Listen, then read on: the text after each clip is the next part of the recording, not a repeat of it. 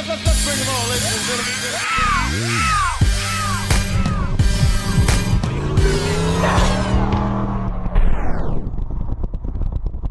What's up, my people, and welcome to the SN95 Power Channel. Now, we all know Ford did the SN95 Mustangs wrong when it came to the audio systems. Now, you did have the Mach 460, you had the Mach 1000, but, you know, those are still kind of lackluster systems. But the aftermarket is here to support us if you're a audio head. Now, me personally, I don't need to come down the block shaking windows and setting off car alarms. I think I went too hard.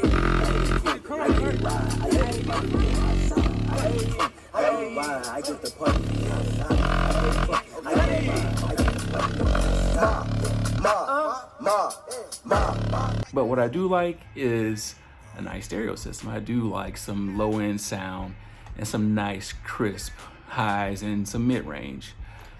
So getting ready to go to Ponies in the Smoky with Project Kendra, and basically I just put a cheap Pioneer double din up in there. The previous owner has some Alpine, I believe Type R speakers, 5x7s up in there. I was kind of surprised that it didn't have the enclosures. I thought, you know, starting in 99 or 2000, that Ford switched over to the 6.5s instead of the 5x7s on the convertible, and they all came standard with that enclosure. This did not. So those Alpines, they need some watts. You know, it sounds like clock radio speakers right now. So it's not a full upgrade, but basically I'm going to install something to give me a little bit more low end and a little mid range also. So I picked up this Hyphonics powered subwoofer enclosure. Now this thing just is not going to be down the block. It just too small of an enclosure. It's not ported, you know. But what I'm hoping is to get some, you know, some reasonable low frequencies out of it. Looking at the manual, it only goes down to like 50 hertz.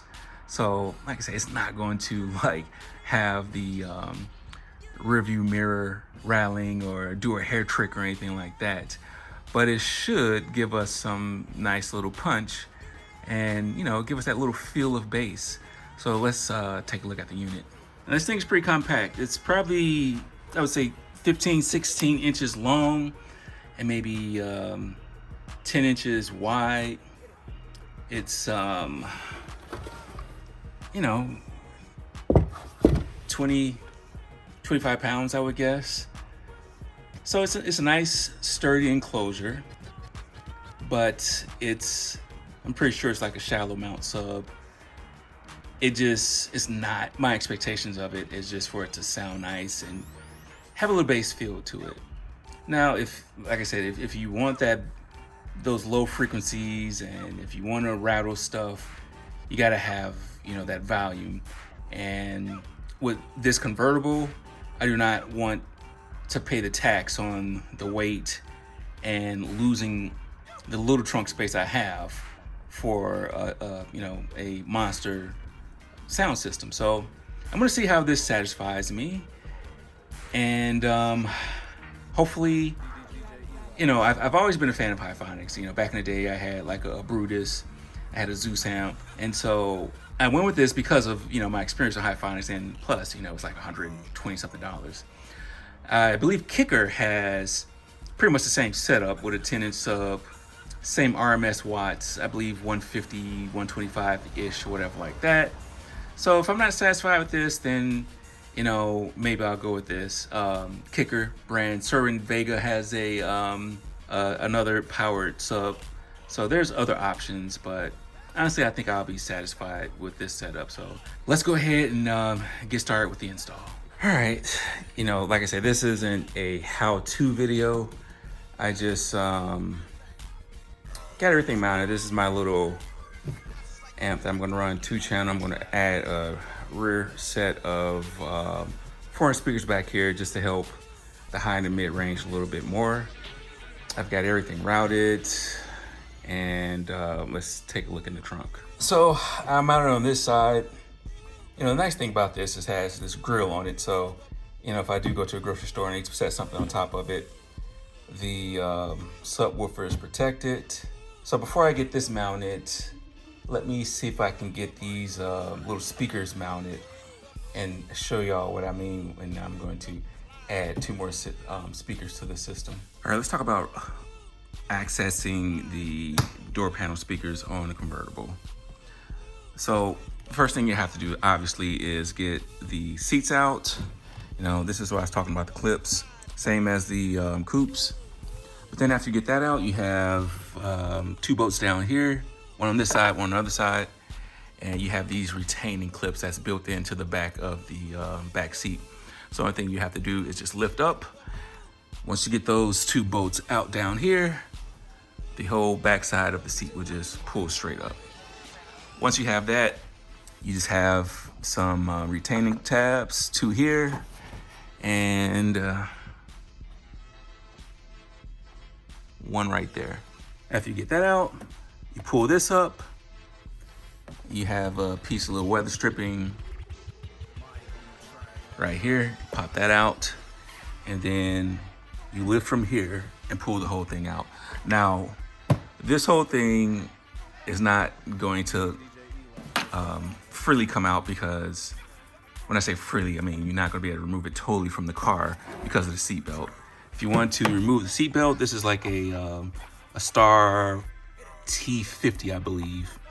Or you can just pull it out, give you enough slack on the seatbelt, and just set it up here. I'll show you what I'm talking about.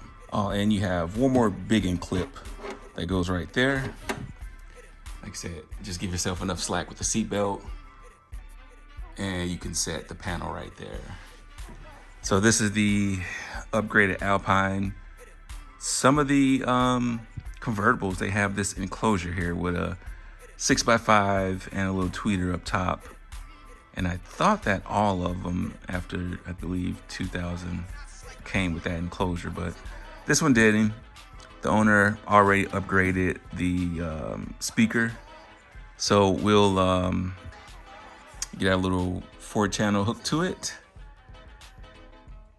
And we'll do the other side. All right, my little speaker mod right there.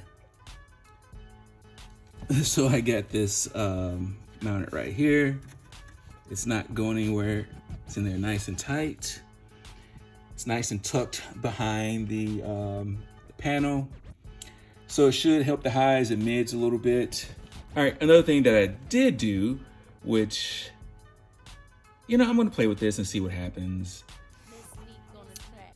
I didn't go get the RCA jack, the splitter that I need to run the 4 channels.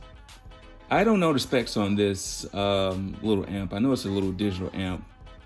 Don't know if it's 2 ohm stable or not, but a little simple math, you know, 4 ohm and a 4 ohm speaker in parallel, you know, that amp is seeing 2 ohms right there. I'll turn the gain way down on it. I don't think it's going to be an issue. But hey, you know, if what's the purpose of playing with electronics if you're not going to have any fun? So we'll get this panel put back together, and then we'll go over to the driver's side panel. All right, so here's the final product. Now, the thing I don't like about this, at least I didn't read the instructions, and you know, us car guys, technical guys, who reads instructions anyway? But there were no mounting tabs to mount this to anything. So basically I just had to use the Velcro and just stick it to the bottom of the enclosure, like 4 pieces. And that's what's keeping it from sliding around. So that's how it looks. Installation was fairly easy. If you've ever done any car audio installs, it's pretty straightforward. So let's get into how it sounds. All right, so we're in the car. Let's take a little listen to how this sounds.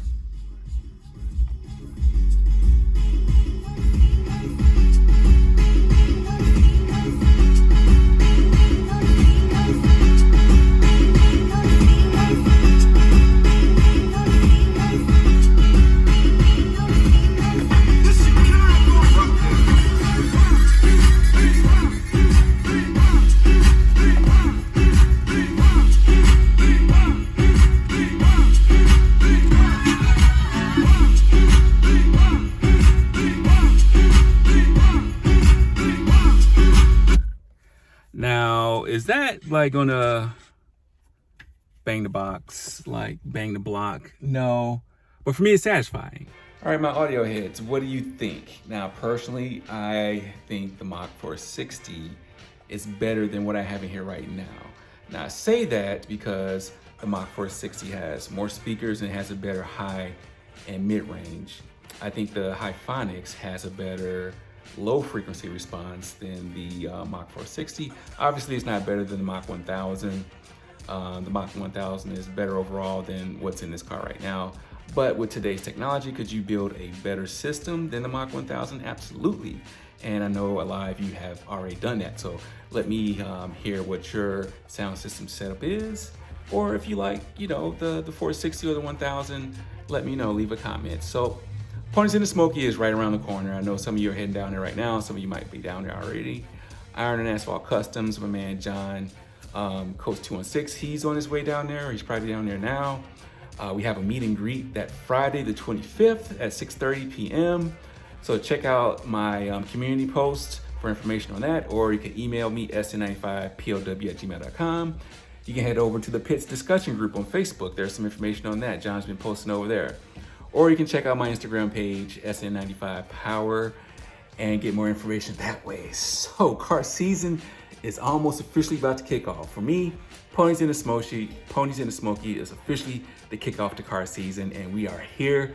And this car is just sitting in limbo, and it's worrying me because I haven't done anything to it.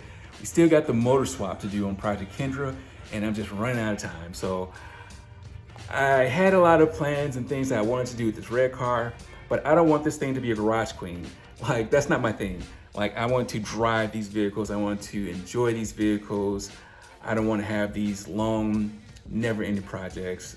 I just want to enjoy my cars. So we're going to make a decision on what we're going to do with this. You just might end up putting it back together as is and, you know, just have fun with it. You know, we got, you know, his and hers Mustangs, and we're going to start bringing y'all some action videos out of these things, especially when we get the 4-valve in this.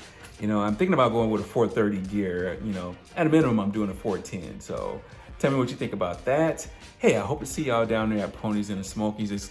It's a great event. Like, you know, as far as some of the bigger national events that I've been to, this is my, like, just keep popping in the frame, but this is my, you can't really see it, but this is my portable light that I need. So, you know, when we get down there for Ponies in the Smoky for the little meet and greet, it's gonna be dark, so I need some light. So, hey, I hope to see y'all down there. It's a great event. It's one of my favorites. So if I see you down there, say hi to me, come hang out with us. Hey, stay safe until then. I appreciate you and God bless.